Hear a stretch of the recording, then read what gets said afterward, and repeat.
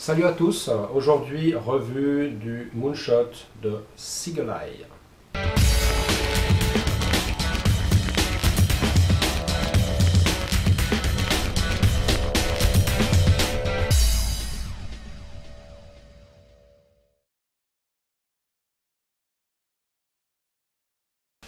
Le Moonshot de Seagull Eye, c'est donc ce nouvel ato qui fait pas mal parler de lui en ce moment, de par sa conception et son design un peu particulier. C'est effectivement un ato un peu différent de ce qu'on a l'habitude de voir. Il est très compact, il fait 32 mm de haut sans ce drip top un peu particulier lui aussi. Il a un diamètre de 22 mm et une contenance de 2 ml. Cet ato coûte 59 francs et il me vient de la boutique Vapored à Genève et je remercie Sandro.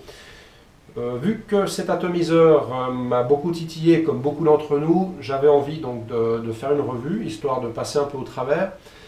Et je vous propose donc de passer au gros plan pour voir ça de plus près. Notre ato arrive donc dans une super belle boîte en métal. Vape It, Love It. Très sympa, très jolie boîte. Je dois dire que j'aime beaucoup cette boîte. Là on a une étiquette d'authenticité avec un truc à gratter. Ensuite, quand on ouvre, on a un mode d'emploi. En fait, c'est pas du tout le mode d'emploi de l'atomiseur, c'est comment vérifier l'authenticité avec l'étiquette. Donc, on n'en apprendra pas plus pour le montage. Ensuite, on a donc notre atomiseur. Voici le fameux Seagull Eye Moonshot.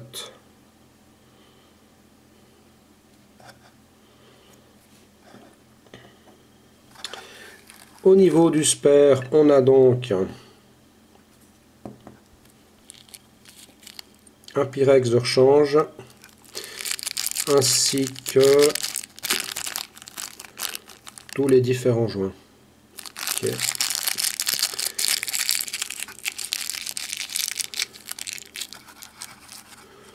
On a aussi un sachet avec deux vis de rechange et deux clés Allen de diamètre différents. Vous verrez un peu plus tard pourquoi. Voilà.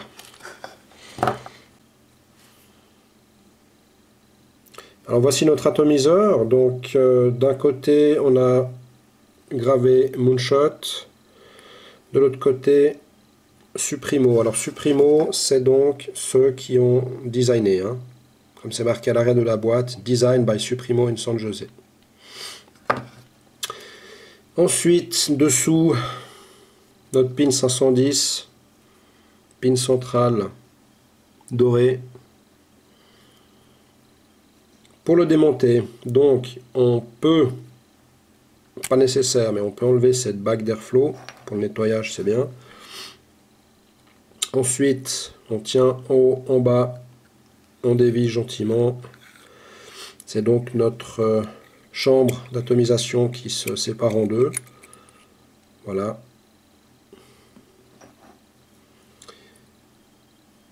Donc là, on a notre Pyrex. Le drip top top cap.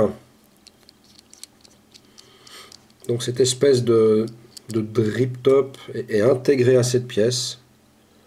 On ne peut pas le démonter. Par contre, on peut très bien, c'est de diamètre standard, on peut très bien mettre un drip tip dedans, il n'y a pas de souci. Voilà. Enfin, notre chambre plateau base. Donc là, on dévisse aussi cette bague de base.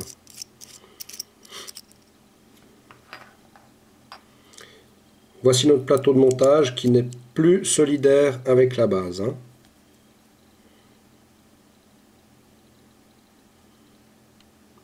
Voilà. Alors pour le montage, on a deux possibilités de travailler avec le plateau. C'est soit on le tient dans les mains comme ça et on se débrouille comme on peut. Soit, autre possibilité, on le remet dans sa base. Je ne sais pas si vous avez vu là, il y a un petit trou. Voilà. On le remet dans sa base. Et on prend la plus petite clé Allen qui a été fournie. Ça passe juste. On la passe là dans le trou au milieu à travers. Voilà, notre base maintenant, elle est de nouveau solidaire. Et on peut travailler sur notre plateau.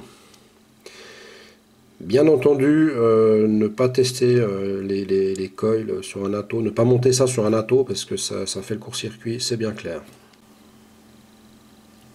Alors moi je vais essayer de le monter in the air. J'aime bien le sport. Alors pour le coup, par contre je vais faire un petit peu le flemmard, je vais prendre 2 Clapton déjà tout fait.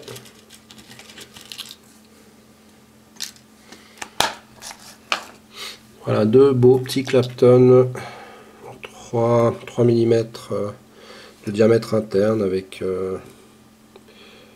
5 ou 6 tours. Et on va attaquer. Donc là on prend l'autre clé Allen évidemment pour desserrer nos vis. Vous constatez que les trous sont relativement larges, hein. On peut quand même mettre de l'assez gros diamètre. C'est pas mal.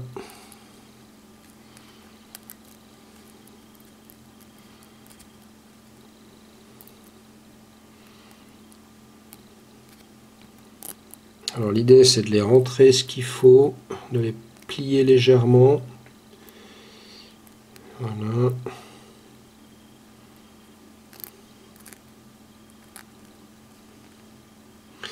Après ce qu'il faut faire c'est, une fois qu'on est bon, hein, c'est avant de serrer, parce qu'on doit mettre le deuxième, donc on plie les pattes comme ça il reste en place. On prend notre deuxième.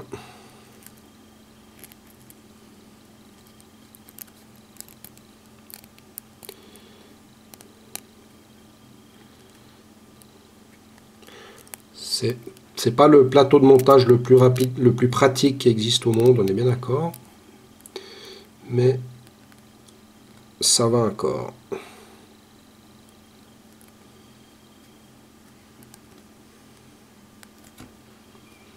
Voilà.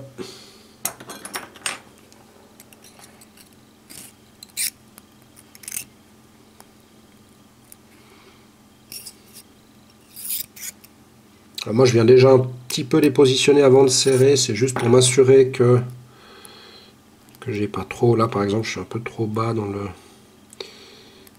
peut-être un peu trop.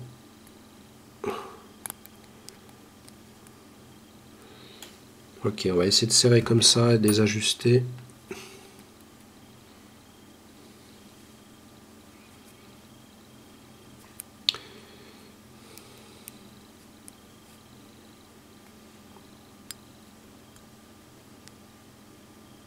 Faut aussi se gaffer là de pas se planter les pattes de nos coils dans les doigts.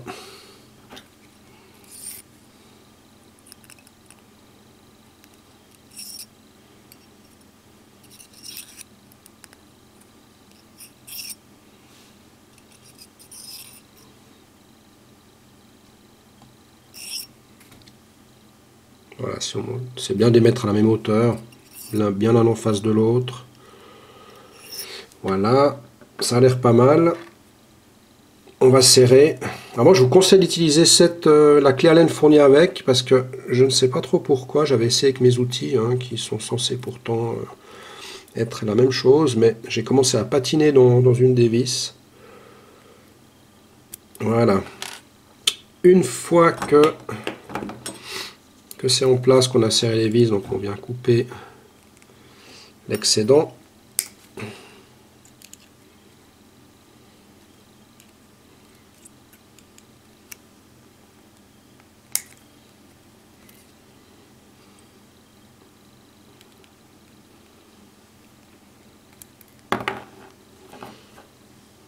Voilà.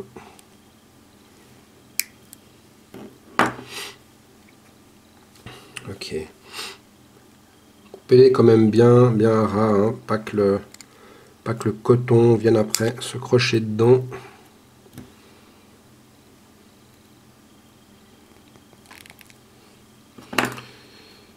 Voilà. On redonne un petit coup d'ajustement, ça a l'air pas mal. Donc mettez-les bien au-dessus des airflows. Hein.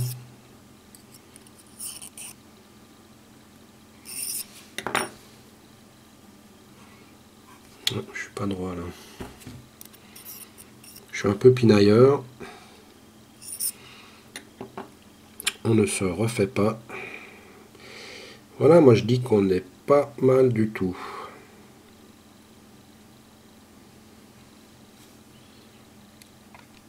Ok, maintenant on va tester, voir si au niveau résistance, chauffe, on est bien.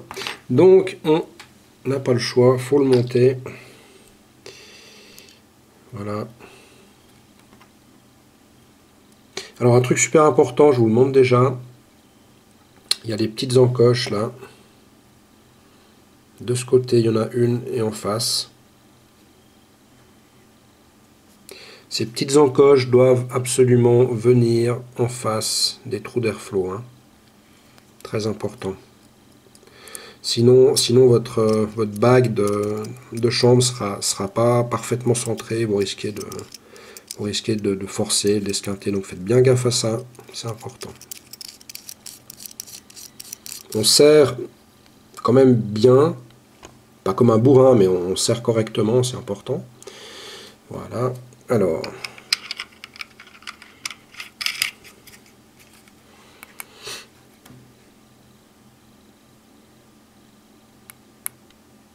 s'il est loqué, voilà. Alors 0,36 ohms, standard pour ce type de montage. On va les faire chauffer un petit peu histoire d'enlever les impuretés. On va essayer de corriger un petit peu.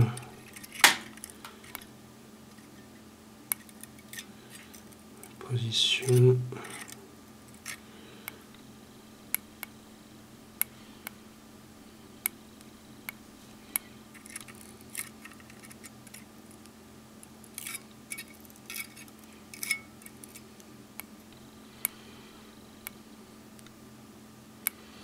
Voilà, tip top, extra.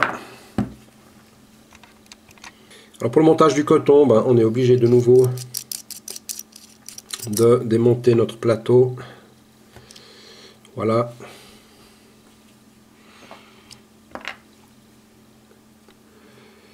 Alors, on va mettre le coton. Moi j'ai pris du coton bacon version 2. Je suis toujours assez aficionado de ce coton là.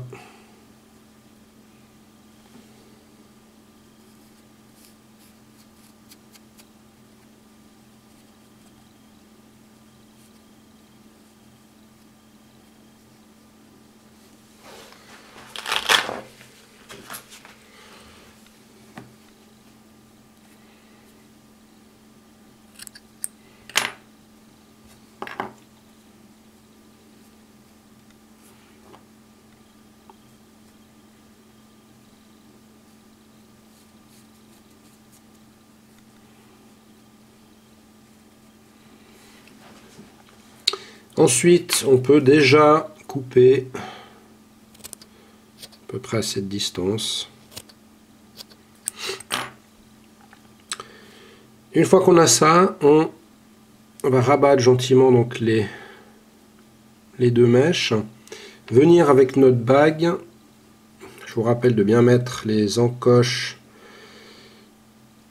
au niveau des airflows.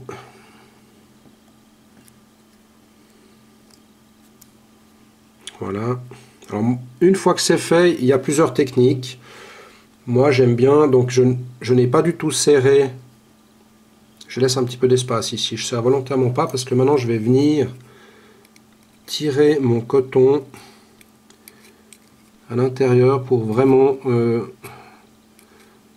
obstruer les trous. Hein. Voilà. Pareil de l'autre côté.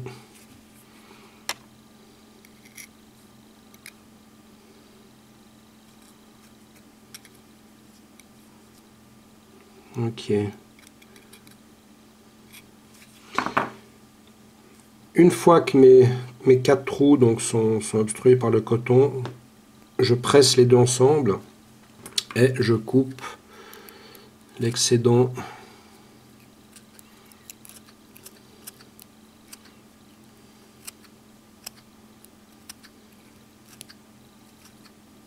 à ras. Voilà. Il y a une autre technique qui consiste, avant de fermer, de venir repousser le coton depuis là. Bon, à choix. Moi j'aime bien cette technique là. Voilà.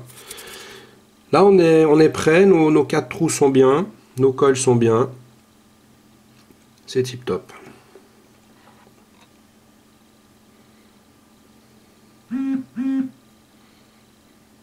Alors par contre, il y a juste un truc auquel il faut bien faire attention.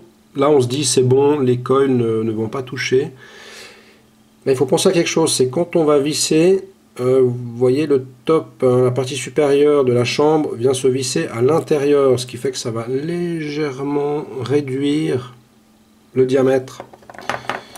Donc faites bien gaffe, surtout avec des gros coils de 3 mm comme ça, de les mettre un tout petit peu plus dedans pour éviter qu'ils touchent, hein. Sinon la résistance elle va beaucoup diminuer. Voilà. Si vous avez un doute, vous montez simplement, vous fermez simplement la cheminée, on remonte la base et on vérifie à l'ohmètre ou sur le mode. Voilà, 0,43, à peu près 0,4, c'est là que j'étais avant, donc c'est bon. Hein. Ok, une fois que c'est fait,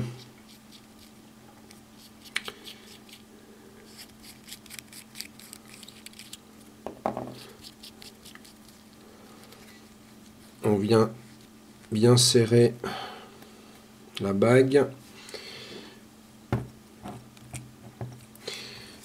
Vous venez donc, comme d'hab, mettre du liquide sur le coton.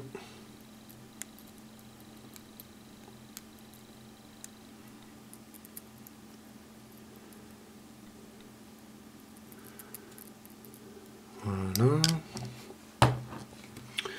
On va refermer donc notre tank, on met en place donc le Pyrex. Gaffez-vous bien, c'est donc des joints un peu spéciaux là, hein, pour le Pyrex. S'il veut bien faire la netteté, voilà. Vous voyez, c'est pas des joints plats, hein. Il y a un petit rebord intérieur, donc il faut juste bien faire attention qu'il soit bien en place quand on met le Pyrex. On vient fermer la chambre.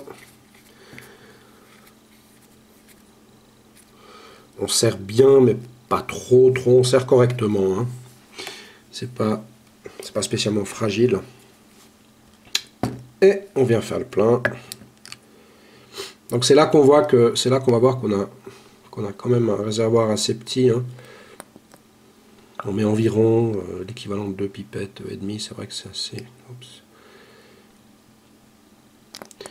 C'est pas énorme. Voilà. Une fois que c'est fait, on vient refermer le top cap. Pas besoin de le serrer comme un bourrin celui-là. Et voilà, il n'y a plus qu'à tester. Un conseil aussi, ouvrez l'airflow avant de le mettre sur le mode, hein, c'est un peu plus facile. Voilà. Tac, on est prêt à tester tout ça. Alors je vais me mettre pour commencer à 30 watts, on va commencer léger.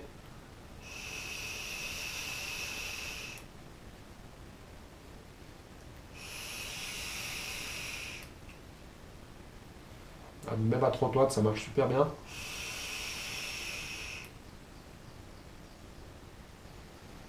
Et surtout d'un rendu des saveurs qui est vraiment assez incroyable.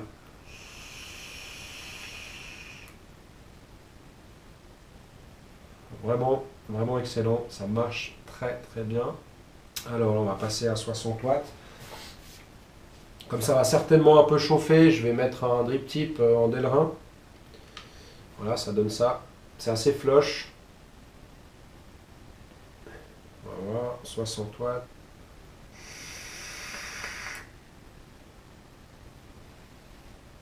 Ah ouais, là ça envoie du lourd.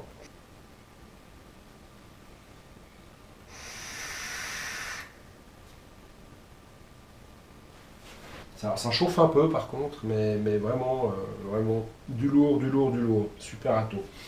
Alors, pour faire donc les points positifs, points négatifs.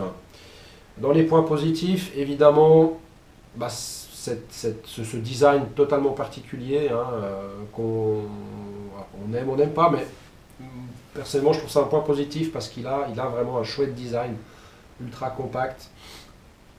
Deuxième point positif, évidemment la qualité de la vape qui est juste incroyable.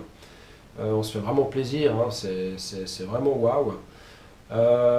Ensuite, on peut mettre, on a pas mal de place quand même dedans pour mettre des coils différents. Moi, je me suis amusé avec 3 ou 4 types de coils différents, ça passe très bien.